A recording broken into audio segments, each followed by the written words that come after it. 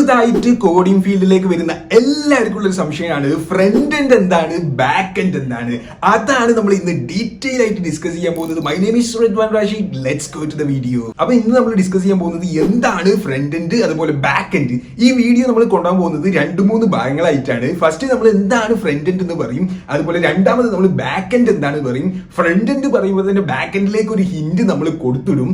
പിന്നീട് അതുപോലെ തന്നെ ഇതിനു വേണ്ടി നിങ്ങൾ യൂസ് ചെയ്യേണ്ട പ്രധാനമായിട്ടുള്ള ലാംഗ്വേജസ് ഏതൊക്കെയാണ്, അതുപോലെ ലൈബ്രറീസും ഫ്രെയിംവർക്ക് ഏതൊക്കെയാണെന്ന് നമ്മൾ ഡിസ്കസ് ചെയ്യും. അപ്പൊ ആരും അങ്ങോട്ട് ലാസ്റ്റിലേക്ക് പോകണ്ട, ഫ്രണ്ട് മുതൽ എൻഡ് വരെ കാണുക. കാരണം നമ്മൾ ഇതിനകത്ത് പല ടേംസ് യൂസ് ചെയ്യും. ചില ടേംസ് നിങ്ങൾക്ക് ഓൾറെഡി ഫെമിലിയർ ആയിരിക്കും, ചില ടേംസ് നിങ്ങൾ ആദ്യമായിട്ട് കേൾക്കായിരിക്കും. ഒരു കുഴപ്പമില്ല, കാരണം ഈ ടേമുകളൊക്കെ നിങ്ങൾക്ക് ഭാവിയിൽ യൂസ്ഫുൾ ആയിരിക്കും. അതുകൊണ്ട് ഇതൊക്കെ ഇപ്പൊ തന്നെ കേട്ട് അങ്ങ് പോവുക. അപ്പൊ നമുക്ക് നേരെ വീഡിയോയിലേക്ക് പോവാം. നമ്മൾ ഫ്രണ്ട് എൻഡ് വെച്ച് തുടങ്ങുകയാണ്. ഫ്രണ്ട് എൻഡ് എന്ന് പറയുമ്പോൾ നിങ്ങൾ പലപ്പോഴും കേട്ടിട്ടുണ്ടാവും, ഫ്രണ്ട് എൻഡ് എന്ന് പറയുന്നത് എക്സാക്ട്ലി ക്ലയന്റ് സൈഡാണ്. അതായത് ക്ലയന്റുമായിട്ട് ഇന്ററാക്ട് ചെയ്യുന്ന പാർട്ട്. അപ്പൊ നമ്മളൊരു എക്സാമ്പിൾ എടുത്തിട്ടാണ് കാര്യങ്ങൾ പറയാൻ പോകുന്നത്. ഇപ്പൊ ഞാൻ എടുത്തേക്കുന്നത് എന്റെ ഇൻസ്റ്റാഗ്രാം ആണ്. സോ ഇവിടെ നിങ്ങളാണ് ഇവിടെ ക്ലയന്റ്, ഞാനും ഒരു ക്ലയന്റ് ആണ്.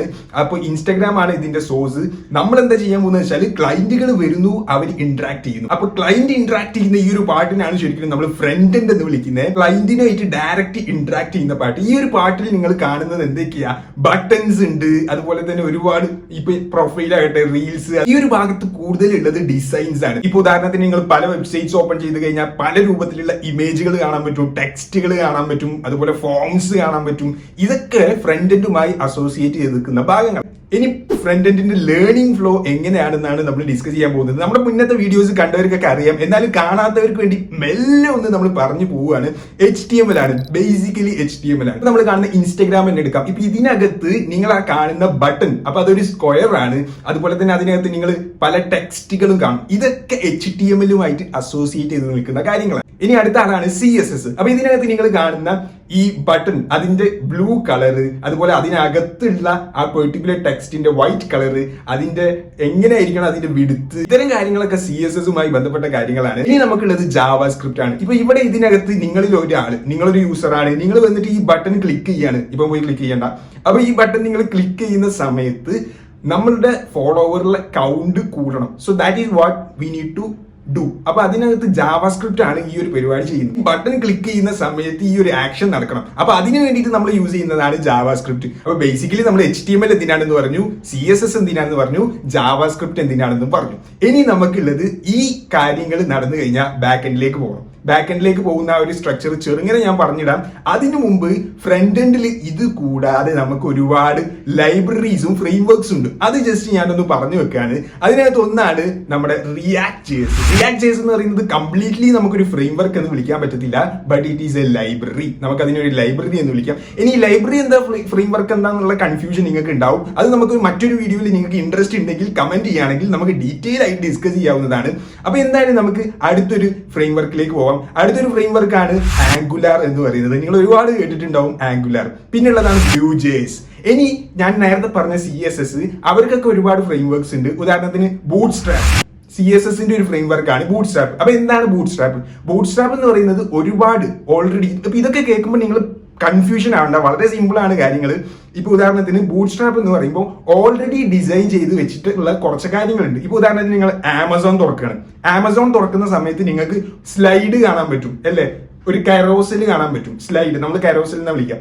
അപ്പം അതായത് നിങ്ങൾക്ക് ഈ പറയുന്ന ഇമേജുകൾ, ബാനർ അല്ലേ, അപ്പൊ അത് ഓൾറെഡി കോഡ് ചെയ്ത് വെച്ചിട്ടുള്ള ഒരു സെറ്റപ്പ് ഉണ്ട്. അപ്പൊ അതെടുത്തിട്ട് ജസ്റ്റ് പേസ്റ്റ് ചെയ്താൽ മതി. എന്നിട്ട് അതിനകത്ത് നിങ്ങൾ ഇമേജുകൾ ചേഞ്ച് ചെയ്താൽ മതി. അപ്പൊ ഇതാണ് ചെയ്യാനുള്ളത്. അപ്പൊ ഈ ഓൾറെഡി അല്ലെങ്കിൽ ഒരു ഫോം ഉണ്ടെന്ന് വിചാരിക്കാം, അല്ലെങ്കിൽ ഒരു ടേബിൾ ഉണ്ടെന്ന് വിചാരിക്കാം. ഇത് ഓൾറെഡി സ്ട്രക്ചറൈസ് ചെയ്തിട്ട് നമ്മുടെ ബൂട്ട്സ്ട്രാപ്പിന്റെ ടീം ചെയ്ത് വെച്ചിട്ടുണ്ട്. അതെടുത്തിട്ട് ഇവിടെ കൊണ്ടുപോയി വെക്കുക, അതിന് കുറച്ച് ചേഞ്ചസ് വരുത്തുക. അപ്പൊ ഇതിന് വേണ്ടിയിട്ടുള്ള പല ഫ്രെയിംവർക്ക്സ് ഉണ്ട്. അങ്ങനത്തെ ഫ്രെയിംവർക്ക്സ് ആണ് ഈ പറയുന്ന നമ്മുടെ ബൂട്ട്സ്ട്രാപ്പ്. അതുപോലെ തന്നെ നമ്മുടെ വീഡിയോസ് കണ്ടവർക്ക് അറിയാം MUI നമ്മൾ ഓൾറെഡി ഡിസ്കസ് ചെയ്തിട്ടുള്ളതാണ്. മറ്റൊരു ഫ്രെയിംവർക്കാണ് MUI, മെറ്റീരിയൽ UI എന്ന് പറയും. അതുപോലെ തന്നെ ടെയിൽവിൻഡ് ഉണ്ട്. ഇങ്ങനെ ഒരുപാട് ഫ്രെയിംവർക്ക്സ് ഉണ്ട്. ഇതൊക്കെ നമുക്ക് പിന്നീട് ഡിസ്കസ് ചെയ്യാം. ഇനി നമ്മൾ മെല്ലെ ബാക്ക് എൻഡിലേക്ക് പോകാൻ പോവാണ്. അപ്പം എന്റെ ഇവിടുത്തെ പാട്ട് എന്ന് പറയുന്നത്, നിങ്ങൾ വന്നു, നിങ്ങൾ ഫോളോ ചെയ്തു, ഇതിന് ശേഷം എന്ത് ചെയ്യണം, ഈ ഒരു കാര്യം ബാക്ക് എൻഡിനെ അറിയിക്കണം, അത് ഡാറ്റാബേസിൽ സ്റ്റോർ ചെയ്യണം.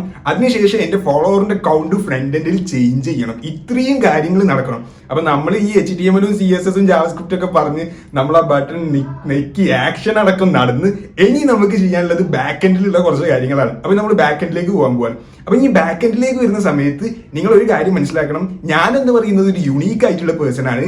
ഇൻസ്റ്റാഗ്രാമിൽ എല്ലാ യൂസേഴ്സിനെ യുണീക്ക് ആക്കി നിർത്തുന്നത് അവരുടെ ഐഡി ആയിരിക്കും. അപ്പൊ എനിക്കൊരു ഐഡി ഉണ്ടാവും. അപ്പൊ എന്റെ ഐഡി എന്ത് ചെയ്തിട്ടുണ്ടാവും, ഞാൻ ഓൾറെഡി എൻറോൾ ചെയ്യുന്ന സമയത്ത് തന്നെ എനിക്കൊരു ഐ ഡി ക്രിയേറ്റ് ചെയ്തിട്ട് അത് ഡാറ്റാബേസിൽ സ്റ്റോർ ചെയ്ത് വെച്ചിട്ടുണ്ടാവും. ഈ ഐ ഡി എന്ത് ചെയ്യും, ഞാൻ എപ്പോഴൊക്കെയാണ് ഇൻസ്റ്റാഗ്രാമിൽ കയറുന്നത് അപ്പം അത് ഫ്രണ്ടിൽ ഇങ്ങനെ കിടക്കും. നമ്മൾ ഡിസ്കസ് ചെയ്യുന്നത് വെബ് പോയിന്റ് ഓഫ് വ്യൂവിലാണ്, വെബ്സൈറ്റിന്റെ പോയിന്റ് ഓഫ് വ്യൂവിലാണ്, ആപ്ലിക്കേഷന്റെ പോയിന്റ് ഓഫ് വ്യൂവിലല്ല. നമ്മളൊരു ആപ്ലിക്കേഷൻ എടുത്തിട്ടാണ് പറയുന്നതെങ്കിലും നമ്മൾ വെബ്സൈറ്റിന്റെ പോയിന്റ് ഓഫ് വ്യൂവിലാണ് പറയുന്നത്. അപ്പൊ നമ്മുടെ ബ്രൗസറിൽ എന്ത് ചെയ്തിട്ടുണ്ടാവും, ഈ ഒരു പെർട്ടിക്കുലർ ഐ ഡി സ്റ്റോർ ചെയ്ത് വെച്ചിട്ടുണ്ടാവും. നിങ്ങൾ എപ്പോഴൊക്കെയാണോ നമ്മുടെ വെബ്സൈറ്റിലേക്ക് കയറുന്നത് അപ്പോഴൊക്കെ ഈ ഒരു ഐ ഡി എന്ത് ചെയ്തിട്ടുണ്ടാവും, വെബ്സൈറ്റിൽ സ്റ്റോർ ചെയ്ത് വെച്ചിട്ടുണ്ടാവും. ഇനി എന്താ ചെയ്യാൻ പോകുന്നത് വെച്ചാൽ, ഞാൻ ഈ ഒരു ബട്ടൺ നിങ്ങൾ എന്റെ സൈറ്റിൽ അല്ലെങ്കിൽ എന്റെ പ്രൊഫൈലിൽ വന്നിട്ട് ഈ ഒരു പെർട്ടിക്കുലർ ബട്ടൺ ക്ലിക്ക് ചെയ്യുന്ന സമയത്ത് എന്റെ ഐ ഡി, ആ യുണീക്ക് ഐ ഡിയും എന്ത് ചെയ്യും, ഇതിനോടൊപ്പം ഈ ഒരു പ്രോസസ്സ് നടക്കണമല്ലോ, ആ പ്രോസസ്സ് നടക്കുന്നതിന്റെ കൂടെ ഈ ഐ ഡിയും കൂടി ബാക്ക് എൻഡിലേക്ക് പോകും. ഇനി കാര്യങ്ങൾ സിമ്പിൾ ആണ്. ബാക്ക് എൻഡിൽ എത്തുന്നു, ബാക്ക് എൻഡിൽ നമ്മുടെ ഡാറ്റാബേസിൽ ചെക്ക് ചെയ്യും എന്ത്, ഈ ഒരു ഐ ഡി അവിടെ ഉണ്ടോ. ഋതുവാനാണ്, ഋതുവാൻ ഒരു ഐ ഡി ഉണ്ടോ, ഋതുവാൻ ഇന്ന ഐ ഡി മാച്ചിങ് ആണ്, യെസ് ഈ ഒരാള് ഡാറ്റാബേസിൽ ഉണ്ട്. എന്നാൽ അവന്റെ ഫോളോവറിൽ ഒരാളുടെ കൗണ്ട് കൂട്ടുക. അപ്പൊ ഈ ഒരു കോഡ് നമ്മൾ എന്ത് ചെയ്യും, ബാക്ക് എൻഡിൽ എഴുതും. അപ്പൊ ബേസിക്കലി ബാക്ക് എൻഡിൽ ഉണ്ടാവുക ഒരുപാട് ഫംഗ്ഷൻസ് ആയിരിക്കും. ഫംഗ്ഷൻ സെറ്റപ്പിലാണ് നമ്മൾ കോഡ് ചെയ്ത് വെക്കുക. അപ്പൊ ഇതിനകത്ത് ഇപ്പൊ എനിക്ക് വേണ്ടത് എന്താണ്, ആര് ഈ ഐ ഡി ഉണ്ടോ എന്ന് ചെക്ക് ചെയ്യണം. ഐ ഡി ഉണ്ടെങ്കിൽ എന്ത് ചെയ്യണം, എന്റെ ആ പെർട്ടിക്കുലർ ഫീൽഡ് ഉണ്ടാവും. ഈ പറയുന്ന ഓരോരുത്തർക്കും ഓരോ ഫീൽഡുകൾ ക്രിയേറ്റ് ചെയ്തിട്ടുണ്ടാവും ഡാറ്റാബേസിൽ. ഓക്കെ, അപ്പൊ എന്റെ പ്രൊഫൈലിൽ എന്തുണ്ടാവും, ഈ പറയുന്ന ഫോളോവർ എന്ന് പറഞ്ഞ ഫീൽഡ് ഉണ്ടാവും, പോസ്റ്റ് എന്ന് പറഞ്ഞ ഫീൽഡ് ഉണ്ടാവും, റീൽ എന്ന് പറയുന്ന ഫീൽഡ് ഉണ്ടാവും. അപ്പൊ ഈ ഫീൽഡിൽ ഒരു ചേഞ്ച് വരുത്തണം. അപ്പൊ ബേസിക്കലി നമുക്ക് ബാക്ക് എൻഡിൽ ഉണ്ടാവുക ഇത്തരത്തിലുള്ള ലോജിക്കും അതുകൂടാതെ നമ്മുടെ ഡാറ്റാബേസിലേക്കുള്ള ഒരു കണക്ഷനും ആയിരിക്കും. ഇപ്പൊ ഉദാഹരണത്തിന് ഞാൻ പറയുകയാണെങ്കിൽ, ഞാൻ പഠിച്ച Node.js, അതുപോലെ തന്നെ അതിന്റെ ഫ്രെയിം വർക്ക് ആയിട്ടുള്ള എക്സ്പ്രസ്. ഈ എക്സ്പ്രസ് മാത്രമല്ല കേട്ടോ ഫ്രെയിം വർക്ക് ആയിട്ടുള്ളത്, Node.jsന് തന്നെ ഒരുപാട് ഹാപ്പി, സെയിൽ, ഇങ്ങനെ ഒരുപാട് ഫ്രെയിം വർക്ക്സ് Node.jsന് തന്നെ ഉണ്ട്. അപ്പൊ നമ്മൾ ബാക്കിയുള്ള ഫ്രെയിം വർക്ക്സും ലാംഗ്വേജസും ഇപ്പൊ പറഞ്ഞു പോകും. അതിന് മുമ്പ് ഒരു കാര്യം പറയാം. അപ്പൊ ഈ പറയുന്ന ഇപ്പൊ ഞാൻ പഠിച്ച ഡാറ്റാബേസ് MongoDB, പിന്നീട് ഞാൻ MySQL പഠിച്ചു. അപ്പൊ ഈ MongoDBക്ക് കുറച്ച് സിന്റാക്സുകൾ ഉണ്ടാവും. ഉദാഹരണത്തിന് ഫൈൻഡ് വൺ. അപ്പൊ നമ്മൾ എന്ത് ചെയ്യും, ഈ ഒരു പെർട്ടിക്കുലർ ഐ ഡി കണ്ടെത്താൻ വേണ്ടിയിട്ട് ഫൈൻഡ് വൺ, ഈ ഒരു ഐ ഡി ഉണ്ടോ എന്ന് ചെക്ക് ചെയ്യും ഡാറ്റാബേസിൽ. അപ്പൊ ഇതുപോലെയാണ് നമ്മുടെ ഒരു പ്രോസസ്സ് നടക്കുക. അപ്പൊ ഓവറോൾ പറഞ്ഞ ഫ്രണ്ട് എൻഡിൽ നിങ്ങൾ ആ ഫോളോയിങ് ബട്ടൺ ക്ലിക്ക് ചെയ്യുന്നു, ക്ലിക്ക് ചെയ്തിട്ട് ഈ ഒരു പെർട്ടിക്കുലർ കാര്യങ്ങൾ നടക്കുന്നു. അപ്പൊ ഇതിന്റെ ഭാഗമായിട്ട് ഞാൻ ഒരു കാര്യം കൂടി പറഞ്ഞു വെക്കുകയാണ്, ഇത് നിങ്ങൾക്ക് ഭാവിയിൽ യൂസ്ഫുൾ ആവും. അത് API എന്ന് പറയുന്ന ഒരു സാധനമാണ്, ആപ്ലിക്കേഷൻ പ്രോഗ്രാമിംഗ് ഇന്റർഫേസ്. ഇത് നിങ്ങൾ ഒരുപാട് തവണ കേൾക്കും. ഇപ്പൊ ഉദാഹരണത്തിന് ഞാനൊരു രജിസ്ട്രേഷൻ പരിപാടി ചെയ്യാണ്. ഓക്കെ, അപ്പൊ ഫ്രണ്ട് എൻഡിന്റെ കാര്യങ്ങൾ ഫ്രണ്ട് എൻഡ് ഡെവലപ്പർ ചെയ്തു. ഇനി എന്നോട് ഈ നമ്മുടെ കമ്പനി പറയാ, നീ എന്ത് ചെയ്യണം, ഈ ഒരു പ്രോസസ്സ് ചെയ്യാൻ വേണ്ടിയിട്ട് ഒരു API ചെയ്ത് എന്നാ പറയാം. അപ്പൊ നമ്മൾ അതിനകത്ത് എഴുതുന്നത് ഫംഗ്ഷനും അതുപോലെ തന്നെ അതിന്റെ പ്രോസസ്സ് നടക്കാനുള്ള ലോജിക്കുമാണ് എഴുതുക. ഇപ്പൊ ഇവിടുത്തെ ഒരു കേസ് തന്നെ ഞാൻ പറഞ്ഞുതരാം. നമ്മൾ ഈ പറഞ്ഞ HTML, CSS, ജാവാസ്ക്രിപ്റ്റ് ഒക്കെ പറഞ്ഞു, എന്നിട്ട് ആ ബട്ടൺ ക്ലിക്ക് ചെയ്തു, ഇവിടേക്ക് എത്തി, ഐ ഡി ഉണ്ടോ എന്ന് ചെക്ക് ചെയ്ത് നമ്മുടെ ഡാറ്റാബേസ് MongoDBയിൽ എന്ത് ചെയ്യും, ഇത് ഉണ്ടോ, ഈ ഒരു പെർട്ടിക്കുലർ സാധനം സെർവർ സ്റ്റോർ ചെയ്തിട്ടുണ്ടോ എന്ന് ചെക്ക് ചെയ്യും. ഈ ഒരു പെർട്ടിക്കുലർ ഐ ഡി ഉണ്ടോ, അപ്പൊ ഞാനുണ്ടോ, അപ്പൊ അതിനകത്ത് എന്തുണ്ടാവും, ഒരു ഫീൽഡ് ഉണ്ടാവും.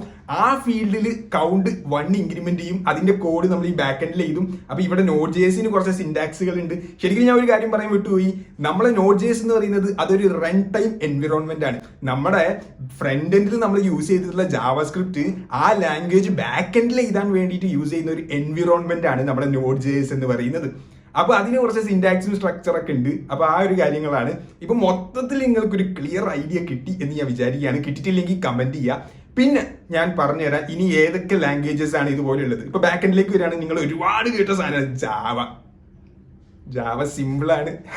അപ്പൊ ജാവ ഉണ്ട്. അപ്പൊ ജാവയുടെ കാര്യം പറയുകയാണെങ്കിൽ അതിന്റെ ഫ്രെയിം വർക്കാണ് സ്പ്രിംഗ് ബൂട്ട്. അപ്പൊ ഈ ഫ്രെയിം വർക്കുകളൊന്നും കേൾക്കുമ്പോൾ നിങ്ങൾ ഒരു കൺഫ്യൂഷൻ അടിക്കേണ്ട, ഇതൊക്കെ നമുക്ക് ഡിസ്കസ് ചെയ്യാം. ഇനി നമ്മുടെ പൈത്തൺ. അപ്പൊ പൈത്തൺ വരുമ്പോൾ Django അല്ലേ, അതുപോലെ തന്നെ നമ്മുടെ റൂബി ഓൺ റെയിൽ ഉണ്ട്. അതുപോലെ തന്നെ പല ആളുകൾ എന്നോട് ചോദിക്കുന്നതാണ് .NET ഒരുപാട് ചാൻസ് ഉണ്ടോ എന്ന് ചോദിക്കാറുണ്ട്. ഈ .NET എന്ന് പറയുന്നത് ഫ്രെയിം വർക്കാണ്, അത് എന്റർപ്രൈസ് ലെവലിൽ നമ്മൾ യൂസ് ചെയ്യുന്ന. അപ്പൊ ഈ എന്റർപ്രൈസ് എന്നൊക്കെ കേൾക്കുമ്പോൾ കൺഫ്യൂഷൻ അടിക്കേണ്ട. വലിയ വലിയ ആപ്ലിക്കേഷനിൽ വലിയ വലിയ സൊല്യൂഷൻ, ഇപ്പൊ ഞങ്ങളുടെ ഓഫീസിൽ ഒരു ക്ലയന്റ് വന്നിട്ടുണ്ട്, അവര് 8ഓളം സൈറ്റ്സ് അറ്റ് എ ടൈമിൽ ചെയ്തുകൊണ്ടിരിക്കുകയാണ്. അവർക്ക് ഷിപ്പിങ്ങിന്റെ ഒരു സെറ്റപ്പാണ്. അവർ ജാവയിലായിരുന്നു പണ്ട് അവരുടെ കോഡുകൾ ഉള്ളത്, അത് മൊത്തം മാറ്റിക്കൊണ്ടിരിക്കുകയാണ്. അപ്പൊ അപ്പൊ അവര് അവിടെ ബാക്ക് എൻഡിൽ .NET യൂസ് ചെയ്യുന്നത്. അപ്പൊ .NETന്റെ ഒരുപാട് ഡെവലപ്പേഴ്സ് അതായിട്ട് അസോസിയേറ്റ് ചെയ്തിട്ടുണ്ട്. ഫ്രണ്ട് എൻഡിൽ റിയാക്ട് വെച്ചിട്ടാണ് അവർ ചെയ്തുകൊണ്ടിരിക്കുന്നത്. അപ്പൊ അവിടെ നിങ്ങൾ മനസ്സിലാക്കേണ്ട ഒരു കാര്യം, അതൊരു high-end വെബ്സൈറ്റ് ആണ് അത്. അപ്പൊ അതിലൊക്കെ അത്തരം കാര്യങ്ങൾക്കൊക്കെ വലിയ വലിയ എന്റർപ്രൈസ് ലെവൽ കാര്യങ്ങൾക്ക് നമ്മൾ ഈ .NET യൂസ് ചെയ്യും. ഓക്കെ, അപ്പൊ .NETനൊക്കെ ഒരുപാട് പോസിബിലിറ്റീസ് ഉണ്ട്. അതുപോലെ തന്നെ നമ്മൾ കേൾക്കുന്ന സാധനമാണ് ഗോലാങ്, അതുപോലെ നമ്മുടെ PHPന്റെ ലാരവൽ ഫ്രെയിംവർക്ക് ഉണ്ട്. അപ്പൊ ഇത്തരം കാര്യങ്ങളാണ് നമ്മുടെ ബാക്ക് എൻഡിൽ ലാംഗ്വേജസ് എന്ന് പറയുന്നത്. ഒരുപാട് ലാംഗ്വേജസ് ഇനിയുണ്ട്, ജസ്റ്റ് ഞാൻ കുറച്ച് ലാംഗ്വേജസ് മെൻഷൻ ചെയ്ത് എന്നേ ഉള്ളൂ. ഇനി നമ്മൾ വിട്ടുപോയൊരു കാര്യം, നമ്മുടെ MongoDB ഞാൻ പറഞ്ഞു വെച്ചിരുന്നു, അതൊരു ഡാറ്റാബേസാണ്. ഇതുപോലെ ഒരുപാട് ഡാറ്റാബേസ് ലാംഗ്വേജുകൾ ഉണ്ട്. നമ്മുടെ MySQL ഉണ്ട്, PostgreSQL ഉണ്ട്, ഇങ്ങനെ ഒരുപാട് ഡാറ്റാബേസ് ലാംഗ്വേജുകൾ ഉണ്ട്. അപ്പൊ നിങ്ങൾക്ക് ഏറ്റവും ബെറ്റർ ആയിട്ട് കംഫർട്ട് ആയിട്ട് തോന്നുന്നത് പഠിച്ചിട്ട് സെറ്റ് ആക്കാം. ഇനി ഇതിനൊക്കെ ഒരുപാട് പെർപ്പസും കാര്യങ്ങളൊക്കെ ഉണ്ട്. ഇതൊക്കെ അവിടെ പറഞ്ഞിരുന്നു കഴിഞ്ഞാൽ നമ്മുടെ വീഡിയോന്റെ ലെങ്ത് കൂടും. ഇനി നമുക്ക് പറയാനുള്ള ഏറ്റവും മെയിൻ ആയിട്ടുള്ള പാർട്ട് അത് സാലറിയാണ്. അപ്പൊ സാലറിയിലേക്ക് പോകാം. സാലറിയെ കുറിച്ച് പറയുന്ന സമയത്ത് പല ആളുകൾക്കുള്ള ഒരു കൺഫ്യൂഷൻ ആണ്, ബ്രോ ഇതിനാണോ കൂടുതൽ സാലറി, അതിനാണോ കൂടുതൽ സാലറി. അതുപോലെ തന്നെ പല ആളുകളും ചോദിക്കുന്ന കാര്യമാണ് സ്കോപ്പ് ഏതിനാണ്. ബേസിക്കലി ഞാൻ ഒരു കാര്യം പറയട്ടെ, നിങ്ങളുടെ ലെവൽ എന്താണെന്ന് നിങ്ങൾ മനസ്സിലാക്കി അതിനനുസരിച്ചുള്ള ഒരു ലാംഗ്വേജ് സെലക്ട് ചെയ്തിട്ടാണ് ഇനീഷ്യലി നിങ്ങൾ വരേണ്ടത് എന്നാണ് ഞാൻ നിങ്ങളോട് റെക്കമെൻഡ് ചെയ്യാം. അതുപോലെ തന്നെ നിങ്ങൾ ഫസ്റ്റിന് എത്ര കിട്ടും ഇങ്ങനത്തെ ഫോക്കസ് ഒന്നും വെക്കരുത്. അതുപോലെ തന്നെ സ്കോപ്പ്, എല്ലാത്തിനും സ്കോപ്പ് ഉണ്ട്, സ്കോപ്പ് ഇല്ലാത്തൊന്നുമില്ല, സ്കോപ്പ് എല്ലാത്തിനും ഉണ്ട്. പക്ഷെ നിങ്ങൾക്ക് ആപ്റ്റ് ആയിട്ടുള്ള ഒന്ന് എടുത്തിട്ട് ശ്രമിക്കുക, എന്നിട്ട് അത് സെറ്റ് ആവുന്നില്ല എന്നുണ്ടെങ്കിൽ അടുത്തത് ട്രൈ ചെയ്യുക, അതാണ് വേണ്ടത്. അപ്പൊ നമ്മൾ സാലറിയെ കുറിച്ച് പറയാം. സാലറിയെ കുറിച്ച് പറയുന്ന സമയത്ത് ഞാൻ ജസ്റ്റ് ഇന്ത്യയിൽ കിട്ടുന്ന ആവറേജ് സാലറിയാണ് ഞാൻ പറയാൻ പോകുന്നത്. ഏകദേശം നമുക്ക് ഫ്രണ്ട് എൻഡ് വെച്ചിട്ട് തുടങ്ങാം. അപ്പൊ ഫ്രണ്ട് എൻഡിൽ ഏകദേശം നിങ്ങൾക്ക് 3 LPA മുതൽ 6 LPA വരെ നിങ്ങൾക്ക് സാലറി എക്സ്പെക്ട് ചെയ്യാവുന്നതാണ്. ഇനി ബാക്ക് എൻഡിനെ കുറിച്ച് പറയുകയാണെങ്കിൽ 3 LPA മുതൽ 7.5 LPA വരെ ഇന്ത്യയിൽ നിങ്ങൾക്ക് സാലറി എക്സ്പെക്ട് ചെയ്യാവുന്നതാണ്. അപ്പൊ ചില ആളുകൾ ചോദിക്കും, ഇതെന്താ ബ്രോ ഇങ്ങനെ, ഫ്രണ്ട് എൻഡിലല്ലേ കൂടുതൽ ടാസ്കുകൾ ഉള്ളത്, ഫ്രണ്ട് എൻഡിൽ ഒരുപാട് ഡിസൈനും സ്ട്രക്ചറും അലൈൻമെന്റ് ഒക്കെ ചെയ്യാനില്ലേ, ഒരുപാട് റിസ്കി അല്ലേ എന്ന് ചോദിക്കും. പക്ഷെ നിങ്ങളൊരു കാര്യം മനസ്സിലാക്കുക, ബാക്ക് എൻഡിൽ എന്ന് പറയുന്നത് നമ്മൾ പക്ക ലോജിക്കാണ്. അതുകൊണ്ടാണ് ബാക്ക് എൻഡിലെ ആളുകൾക്ക് കുറച്ച് സാലറി കൂടുതൽ കിട്ടും. പക്ഷെ നിങ്ങൾക്ക് ഒറ്റപ്പെട്ട സംഭവങ്ങൾ നിങ്ങൾ കേട്ടിട്ടുണ്ടാവും. അപ്പൊ അത് വെച്ചിട്ട് താരതമ്യം ചെയ്യേണ്ട.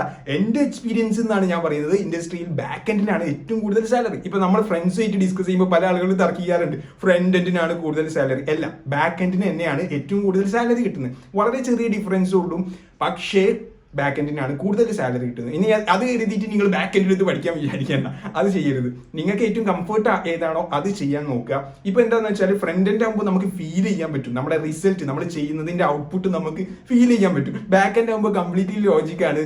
നിങ്ങൾ പലപ്പോഴും പല റീൽസിൽ കണ്ടിട്ടുണ്ടാവും, ഫ്രണ്ട് എൻഡ് ഡെവലപ്പേഴ്സ് അതുപോലെ ബാക്ക് എൻഡ് ഡെവലപ്പേഴ്സ് അവരുടെ ഡിസ്കഷനും ഡിസൈനിങ്ങും അങ്ങനത്തെ കാര്യങ്ങളൊക്കെ വരുമ്പോൾ ഈ ഫ്രണ്ട് എൻഡ് ഡെവലപ്പേഴ്സ് എന്ത് ചെയ്യും, അതൊക്കെ അവർ ഭയങ്കര രസമായിരിക്കും അവരുടെ മീറ്റിങ്ങും കാര്യങ്ങളൊക്കെ. ബാക്ക് എൻഡ് ഡെവലപ്പേഴ്സ് ഒരുമാതിരി ഇങ്ങനെ ഉറങ്ങുന്ന ഒരു സംഭവം നിങ്ങൾ കണ്ടിട്ടുണ്ടാവും, കോമഡി ആയിട്ട് പല റീൽസിലും അത് കണ്ടിട്ടുണ്ടാവും. അപ്പൊ ബാക്ക് എൻഡ് എന്ന് പറയുന്നത് കുറച്ച് ലോജിക്കലി ഉള്ള ഒരു കാര്യം ആയതുകൊണ്ട് തന്നെ ബാക്ക് എൻഡ് ഡെവലപ്പേഴ്സിനാണ് സാലറി. എന്നാലും ഒറ്റപ്പെട്ട സംഭവങ്ങളൊക്കെ നിങ്ങൾ മാറി കേട്ടിട്ടുണ്ടാവും. ഇനി ഒരു കാര്യം കൂടി ഞാൻ ഇവിടെ പറഞ്ഞിടുകയാണ്. ഇത് കേട്ടപ്പോൾ പല ആളുകളും ചോദിക്കും, എല്ലാ ബ്രോ ചില ആളുകൾക്ക് 8 LPA 9 LPA ഒക്കെ കിട്ടുന്നില്ലേ? യെസ്, കിട്ടുന്നുണ്ട്. അത് അവര് ആ രീതിയിൽ വർക്ക് ചെയ്തിട്ട് ഇന്റർവ്യൂവിന്റെ സമയത്ത് ആ രീതിയിൽ ആർഗ്യൂ ചെയ്ത് അവരുടെ സ്കില്ല് പ്രൂവ് ചെയ്തിട്ട് അവർ മേടിക്കുന്നതാണ്. അപ്പൊ നിങ്ങളൊരു കാര്യം മനസ്സിലാക്കുക, നിങ്ങൾ ബേസിക്കലി ഫസ്റ്റ് 1 ഇയർ നിങ്ങളുടെ സ്കില്ലിലാണ് ഫോക്കസ് ചെയ്യേണ്ടത്.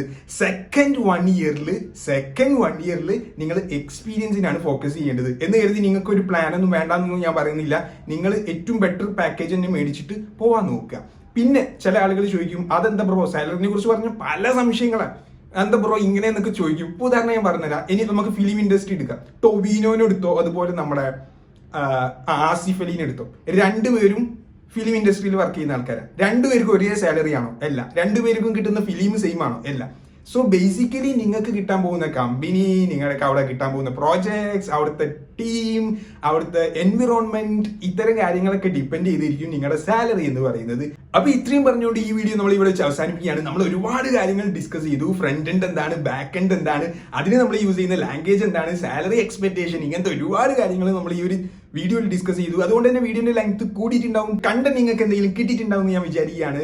ഇനി നിങ്ങൾക്ക് കൂടുതൽ എന്തെങ്കിലും അറിയണമെങ്കിൽ നിങ്ങൾക്ക് കമന്റ് ചെയ്യാവുന്നതാണ്. അതുപോലെ തന്നെ നമ്മൾ വീഡിയോ ചെയ്യുന്ന സമയത്ത് എന്തെങ്കിലും ചേഞ്ചസ് വരുത്തണം എന്നുണ്ടെങ്കിൽ നിങ്ങൾക്ക് സജസ്റ്റ് ചെയ്യാം.